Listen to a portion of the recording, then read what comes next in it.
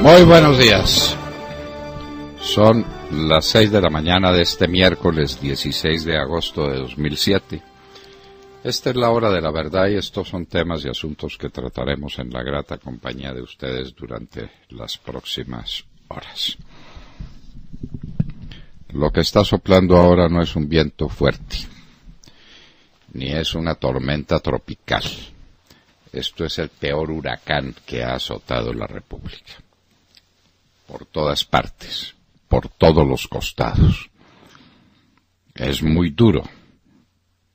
El trabajo del periodista en momentos en que no se sabe por dónde comenzar. Desde luego que empezamos por lo más doloroso y por lo más espectacular. El fiscal general de la Nación compulsa copias a la Corte Suprema de Justicia para lo de su cargo. Nada menos que para que investigue a exmagistrados suyos, nada menos que para que enfrente la vergüenza universal que representa esta acusación, que viene también de parte del gobierno de los Estados Unidos, que le quita la visa a 2 magistrados de la Corte Suprema de Justicia, al magistrado Bustos y al magistrado Ricaurte. No sabemos por qué no se lo quita al tercero en discordia, a Tarquino Pacheco, no sabemos. Tal vez porque no tendría visa. Suponemos que las cosas son suficientemente serias como para que sean propuestas en este terreno. Nos parece un imposible moral que un hombre como Luis Alfredo Ramos haya siquiera considerado la posibilidad de pagar a magistrados de la Corte Suprema de Justicia para conseguir una sentencia favorable. Nos parece imposible, pero eso es lo que nos parece a nosotros. No se han manifestado hasta ahora los acusados. Hernán Andrade acaba de decir hace un momento que él se somete al escrutinio de los jueces, que es no decir nada, porque su negación a los hechos es suficientemente tibia o contradictoria, o su comunicado es el resultado de una muy mala noche. En todo caso, queridos oyentes, estamos ante el hecho dramático de que los fiscales de los Estados Unidos y de Colombia creen encontrar pruebas de que estos abogados que no merecen su nombre, el abogado Moreno y el abogado Pinilla, habrían comprado sentencias para favorecer a personajes como Luis Alfredo Ramos, Hernán Andrade y Musa Besaile. Hay personajes de estos de lo que uno no puede declararse extrañado. De Musa Besaile, si compra votos, es capaz de comprar cualquier cosa. Y Musa Besaile hace una carrera meteórica en el campo de la política, lo mismo que el ñoño no ha montado en su liderazgo, ni en su inteligencia, ni en su ilustración, en su capacidad para reptar como una culebra por el medio del presupuesto nacional de los votos comprados. De Hernán Andrade le dejamos a él su defensa porque se acaba de manifestar en términos muy bajos. Esperamos que pueda decir Luis Alfredo Ramos si es que simplemente fue una víctima de unas declaraciones idiotas de su abogado. Pero lo cierto es que el haber estado representado por esta sabandija del abogado Moreno puso a Luis Alfredo Ramos otra vez en la picota pública. Las malas compañías afectan. pero eso lo creíamos superado y estábamos esperando la sentencia de la Corte Suprema de Justicia, que por supuesto no llegará. Anoche perdimos un candidato a la presidencia de la República. Lo perdimos todos. Hubiera sido un personaje de excepción que le habría hecho honor a un debate electoral. ¿Y ahora qué nos preguntamos?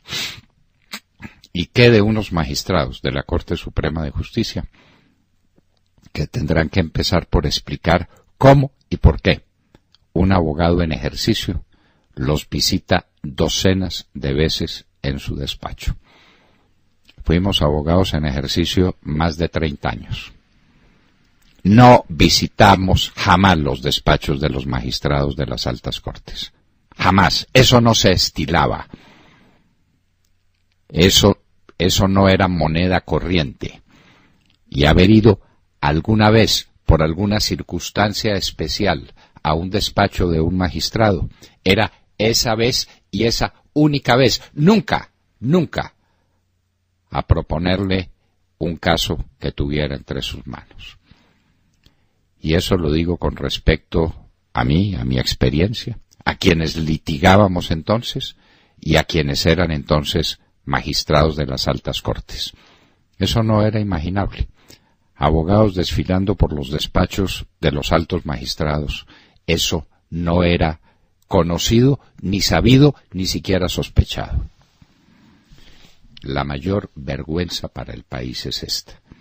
Y no creemos que un gobierno que maneja seriamente sus relaciones internacionales, como el de los Estados Unidos, vaya a quitarle la visa a 2 magistrados de la Corte Suprema de Justicia sin tener motivos que los convenzan para tomar semejante decisión tan vergonzosa para el Poder Judicial en Colombia.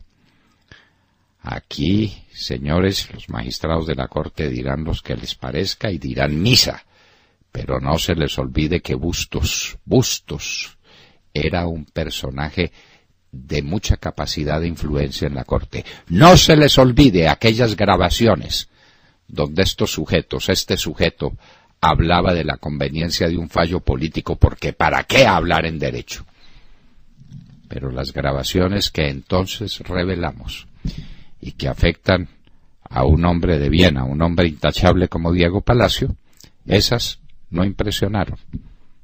Ahora estamos ante estos hechos catastróficos.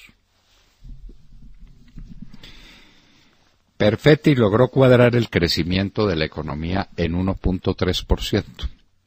Y hay alguien tan cínico que dice que eso demuestra que paró la caída de la economía. Esto es inaudito. 1,3%, queridos oyentes, se traduce en desempleo, en falta de oportunidades, en hambre física para millares de familias colombianas. Cayó la industria, una industria que tiene que subir 6 o 7% permanentemente en un país en desarrollo, cayó 3.3%, cayó el petróleo, cayeron las minas y las canteras en 6%, los productos metalúrgicos básicos 11.9%, la construcción globalmente cayó 0.6%, pero la vivienda cayó 7%, la vivienda 7%. Pero no hay recesión. ¿Para qué hablar de recesión? Mejoran los bancos, no sabemos cómo, cuando están reduciendo sus utilidades, cuando está aumentando su cartera vencida. Este Perfetti es un genio para encontrar cifras que le permitan hacer esa afirmación. Y subió la agricultura, debe ser porque en la agricultura está contemplada también la producción de una hojita, la hoja de coca.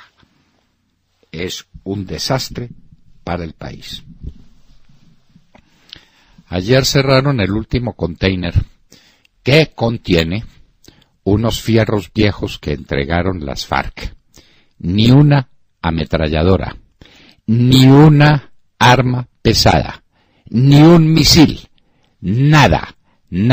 Fierros viejos entregaron las FARC. Las demás las conservan para lo que sea necesario. lo que se llama ahora la Fuerza Alternativa Revolucionaria de Colombia o algo parecido, para mantener el nombre de las FARC. Están muy orgullosos de sus crímenes, de sus atracos, de sus violaciones, de sus iniquidades contra la humanidad. 3 militares heridos en Tame por el ELN, más ataques en el Catatumbo, pusieron preso a un bandido al que llamaban Barriga, que tienen listo para extradición. Ese sí va para extradición porque es narcotraficante de segunda. Los de primera, que son los de las FARC, no irán a extradición. Ñoño está en la picota. Si las cosas siguen como van, recibirá muy pronto a Musa de compañero. Está listo a cantar. La infamia contra Andrés Felipe Arias. Andrés Felipe Arias. Pueden buscar en cualquier lugar del mundo. Estamos seguros de que Andrés Felipe Arias renunciaría a cualquier sigilo bancario en cualquier lugar del mundo. En cualquiera, en el que sea, en cualquier paraíso, para que demuestren que ha recibido $1, uno tan solo, de una firma sospechosa. Cuando cerró su campaña por la presidencia de la República, que alcanzó a ser apenas la campaña por una consulta en los años 2009 y 2010. En adelante, que busquen, que rebusquen y que prueben, que no sean miserables, que no sean cobardes. Cuando uno afirma que alguien recibe dinero, lo prueba, de algún modo, de algún modo. La entrega de bienes de las FARC. Ellos insistían en que no tenían nada. Timochenko dijo que tenía 3 pares de medias. El fiscal les ha encontrado bienes por 1.7 billones de pesos y la noche que llega. Hay declaraciones de un testaferro hablando de todo el testaferrato que tienen en toda esa región. Todas las fincas son de ellos, a través de testaferros. Se las robaron. Y esa es la menuda. El dinero fuerte lo deben guardar afuera. Hagan simplemente las cuentas de lo que vale el negocio del narcotráfico en un año en Colombia. Las mejores 500 universidades del mundo. Estados Unidos a la cabeza. Las primeras 5 son de los Estados Unidos. De las primeras 100, 48 son de los Estados Unidos. De las primeras 500, 138 son de los Estados Unidos. No cabe duda ninguna que los Estados Unidos siguen a la cabeza del movimiento académico, del pensamiento, del desarrollo industrial y tecnológico, que depende, por supuesto, del estudio en las universidades. Colombia no tiene ni una universidad entre las mejores 500, mientras hay brasileras, argentinas, chilenas, mexicanas. Colombia no tiene ninguna. En Venezuela se requieren 22 salarios mínimos para comprar la canasta básica. Es decir, una familia tiene que estar integrada por 22 personas para comprar una canasta básica. Los otros 21, ¿qué comerán? Esa es la situación de Venezuela, y eso es lo que nos espera. Y la situación del Ecuador es una deuda de 58.000 millones de dólares que dejó Correa, socialismo del siglo XXI. Esa concepción patriarcal del Estado, ese corazón inmenso que tienen los socialistas, se refleja en esa miseria. La miseria de Venezuela y la miseria del Ecuador. Y vamos para allá. Estamos llegando allá. Vamos disparados hacia esa catástrofe. El crecimiento de este año, siguiendo al crecimiento del año pasado y del año antepasado, lo refleja. Este hombre, Juan Manuel Santos, quebró el país. El presidente Uribe pide justicia al fiscal general de la Nación. Se suma a las peticiones insistentes, continuas, si ustedes quieren, desgarradoras, de los abogados y de la familia de Álvaro Gómez Hurtado para que se investigue la verdad, que está en Nueva York. Esos paramilitares recluidos en cárceles están dispuestos a hablar y a contar quiénes fueron sus cómplices. que tiemblen algunos que están en muy altas esferas. Eso no se puede quedar así. La muerte de Álvaro Gómez Hurtado, que le ha hecho una falta infinita al país, la falta de un pensador, de un político, de esa ilustración, de esa visión clarísima de los asuntos del país, le ha hecho una falta enorme a Colombia. Con Álvaro Gómez Hurtado asesinaron muchas cosas. Que investigue también el fiscal los famosos 12 millones de dólares que recibieron por ahí unos asesores de Santos en su campaña. ¿Qué se hizo ese dinero? ¿Y eso por qué no lo investigaron? Y que investiguen también, y está en todo su derecho, lo de su hermano Santiago, que es una de las mayores canalladas que ha cometido el Poder Judicial en Colombia. Santiago Uribe, perseguido por organizar grupos de asesinos, es un contrasentido, es una infamia, es una locura. Santiago Uribe es esencialmente un hombre recto y bueno. Su tragedia, haber sido hermano del más importante presidente de la República de Colombia. Ese es su delito.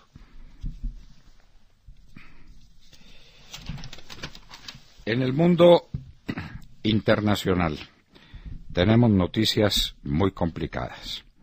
Trump está bailando en la cuerda floja por su actitud ante los enfrentamientos de Charlottesville. Algunos empresarios dejaron de ser sus asesores. La gente lo critica por no haber reaccionado al tiempo y él dice que era que no tenía información suficiente para hacerlo. Si no la tiene el presidente con los organismos de seguridad y de información más importantes del mundo, ¿a quién se le pueden pedir? Norcorea se modera. Dice que aplaza el lanzamiento de los misiles sobre la isla de Guam después de la advertencia de los Estados Unidos, pero manifiesta su ira por los ejercicios militares que sí harán Estados Unidos y Corea del Sur. ¿Qué va a pasar? Irán, de su lado, también protesta y dice que si los Estados Unidos o la ONU le vuelven a imponer una sanción, se saldrá del compromiso que ha asumido para detener su programa nuclear. La representante de los Estados Unidos ante la ONU, Nikki Haley, le dice que no tiene nada que ver la sanción actual por lanzar misiles de prueba que no tenía derecho a lanzar con el pacto que se hizo con Irán y que se ha cumplido celosamente. La constituyente de Venezuela ratifica en sus cargos a los magistrados del Poder Popular. Venezuela definitivamente quedó en manos de la más atroz tiranía y la oposición se entregó, salvo esas personas ante quien nos descubrimos respetuosos. Ledesma y Machado, Antonio Ledesma, exalcalde de Caracas, María Corina Machado, una mujer de un valor descomunal, de un valor legendario, de leyenda, se siguen oponiendo a que en Venezuela sigan pasando las cosas que están pasando. Los demás se entregaron miserablemente. Ni siquiera les dieron un plato de lentejas, porque cómo los han tratado después.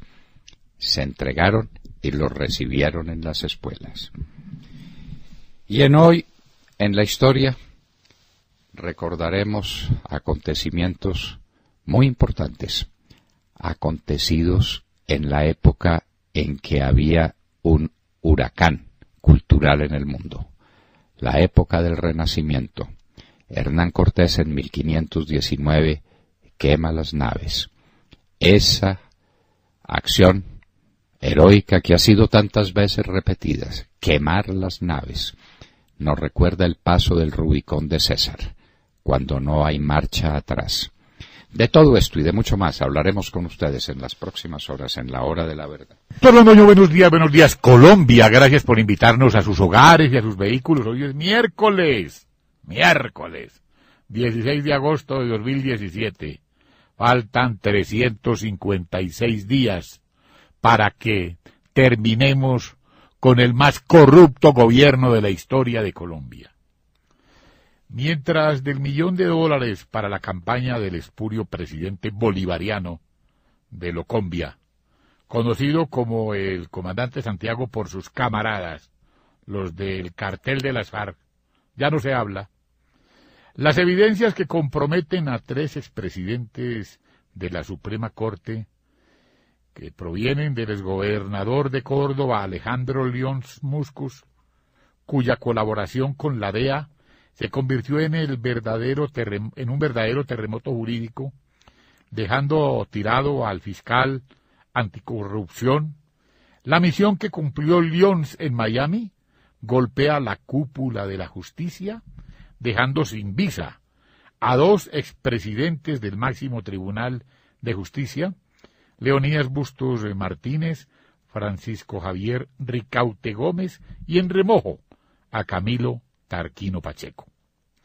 El fiscal general de la Nación, Néstor Humberto Martínez, habló con funcionarios de la justicia estadounidense, y estos encomendaron a investigadores de la DEA para que contactaran a Lyons en Miami y prepararan un plan que permitiera develar la tramoya. Como se sabe, el senador Andrade fue absuelto por la Corte y su defensor fue el abogado Luis Gustavo Moreno. Luego el mismo Moreno adelantó la defensa del exgobernador Ramos, cuyo veredicto está engavetado, en el cual se logró demostrar que los testigos que lo habían incriminado son falsos. El caso de Musa Besaile, el mayor elector de Santos, se remite a 3 indagaciones preliminares que cursan en la Suprema Corte. El máximo tribunal, tras acusar recibo, hizo lo propio y compulsó copias del expediente a la Comisión de Absoluciones, organismo encargado de juzgar a los magistrados por actos ocurridos en el ejercicio de sus magistraturas. La situación de Tarquino es distinta, pues el fiscal trasladó las evidencias a un fiscal delegado ante la Corte porque sus actuaciones irregulares se habrían concluido su periodo como magistrado. Doctor Londoño, la guillotina de Lyons Muscus volvió trizas la justicia. ¿Y del $1.000.000 qué? ¿Y de Roberto Prieto qué? ¿Y Juanpa ahí?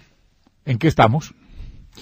Este escándalo tapa otros escándalos. Así es siempre en Colombia. Como el gato. Entonces el escándalo de Juan Manuel Santos con el $1.000.000 que recibió su campaña en Panamá por conducto de Sancho Publicidad o de la filial de Sancho Publicidad para meterlo a su campaña, de eso nadie volvió a hablar. De las travesuras de Roberto Prieto y de Márquez Medios, nadie volvió a hablar. Todo tapadito. Y ahora viene muy bien este escándalo monumental que pone en vergüenza a Colombia ante el mundo. En esto seamos francos, porque la gente no va a leer en los Estados Unidos o en Europa o en cualquier lugar de América, no va a leer el expediente para ver qué dice el uno y el otro y la presunción de inocencia. No, esto es la presentación que tiene. Sí, señor. Entre el fiscal de Colombia y el fiscal de los Estados Unidos llegan a la conclusión de que hay pruebas muy serias que merecen ser investigadas contra 3 expresidentes de la Corte Suprema de Justicia de Colombia. Una vergüenza mayor no ha podido recibir la República. Es imposible. Claro, ni siquiera nos parece el proceso 8000. El regreso de la parábola del elefante, pero con un moco más largo. Qué horror. En el proceso 8000 era un presidente elegido con la plata del narcotráfico. Aquí tenemos un presidente que se alió con el narcotráfico para acabar con las instituciones colombianas. Pero lo que quedaba, la reserva, todavía hay jueces en Berlín, la pulcritud de los magistrados de la Corte. Que empiecen por explicar Leonidas Bustos y el doctor Ricaurte qué era lo que hacía Moreno cuando los visitaba una vez y otra. Eso no se hace. Un magistrado decente no recibe abogados en ejercicio en su despacho. Y un abogado decente no hace esas visitas continuas a los despachos de los magistrados. Para empezar por ahí. Esto es una calamidad. Yo sigo sin ser capaz de digerir que un hombre de las condiciones de Luis Alfredo Ramos, además con un expediente donde todo está a su favor, todo, porque él es víctima de unos testigos falsos que han sido declarados como tales testigos, fuera a incurrir en la vileza, en la villanía infinita de contactar a unos magistrados, o peor, de pagarle a unos magistrados el precio de la justicia. No lo entiendo. No soy capaz de digerirlo.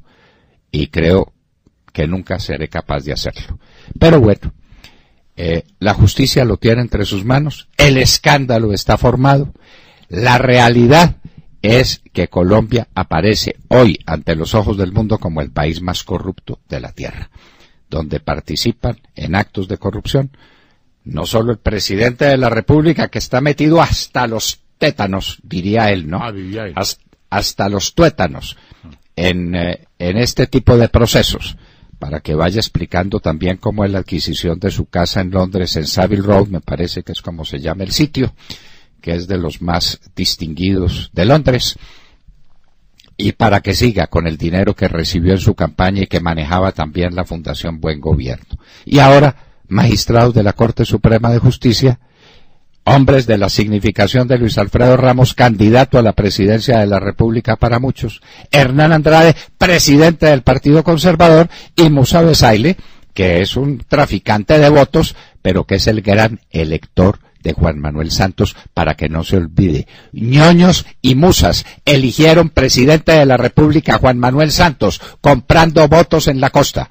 Y ahí están, Ñoño en la picota, y ahora Musa Besaile sale a danzar aquí. Dios mío, ¿en qué lodazal estamos metidos?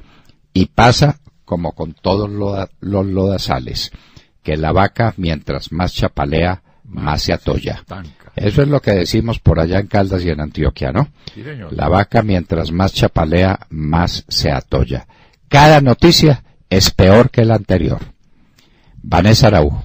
Doctor Fernando, buenos días y muy buenos días también para todos nuestros oyentes. Ayer conocimos el informe del DANE sobre el crecimiento de la economía en el segundo trimestre de este año. La variación del Producto Interno Bruto entre abril y junio fue de 1.3%. El ministro de Hacienda, Mauricio Cárdenas, salió a decir que reconoce que es una cifra baja, pero que se creció más que en el primer trimestre y que hay que concentrarse en las variaciones positivas en los dos sectores que se consolidaron, según él, como motores de la economía. Habla de la agricultura, que presentó, según el DANE, un crecimiento del 7.7% y de la banca, que tiene un crecimiento del 4.4%. Cifras que causan bastante curiosidad porque la agricultura está sin duda golpeada por la fiebre aftosa y por su parte la banca ha venido presentando cifras que preocupan, como la de su cartera vencida y la reducción de sus utilidades. Pero además el gobierno sale a decir que esperan que finalmente en el 2017 se crezca a un 2%, lo cual es prácticamente imposible por más baja que sea esa cifra. Para crecer al 2% tendríamos que crecer a un 2.8% en los 2 trimestres que vienen, y eso no va a suceder. Diferentes analistas y economistas ya han salido a dar sus opiniones sobre esta noticia y todos concuerdan en que la situación es complicada.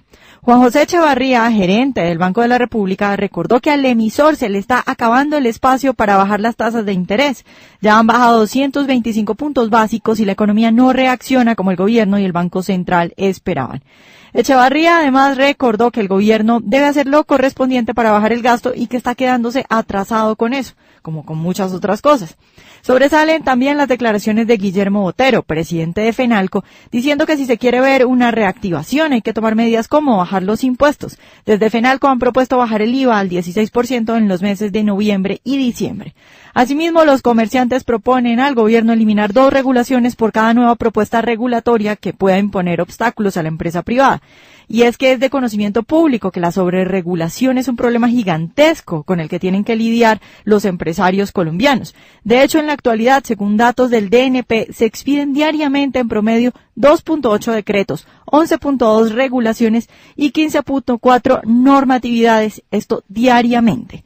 Por último, Guillermo Botero recuerda que es necesaria una reforma arancelaria integral, que se deben tomar medidas urgentes para eliminar las llamadas medidas pararancelarias y que se debe reforzar la seguridad jurídica si se quiere incentivar la inversión extranjera, que también está de capa caída. Entonces, colombianos, no hay como creerle a Cárdenas. Crecer al 1.3% no es nada bueno, es un desastre y desde luego que no es prueba de que la economía se esté recuperando. Como señalan diferentes sectores y analistas, las medidas fundamentales para empezar a mejorar, como bajar impuestos, reducir el gasto público y la regulación al sector privado, ni siquiera se están considerando. Santos lo único que nos va a dejar es un país arruinado. Bueno. Miren ustedes, pues, cifras. La vivienda no cayó sino el 7%. Qué maravilla de reactivación económica, ¿no? La vivienda, es decir, el déficit de vivienda se incrementa y se incrementa y se incrementa. La construcción cae 0.6%. Los productos metalúrgicos básicos 11.9%. Minas y canteras el 6%. Esto es una catástrofe. Esto es una catástrofe. La industria en ruinas y el comercio es un desastre. Hablaremos más adelante con el presidente de FENALCO, el doctor Guillermo Botero. Tata Castro.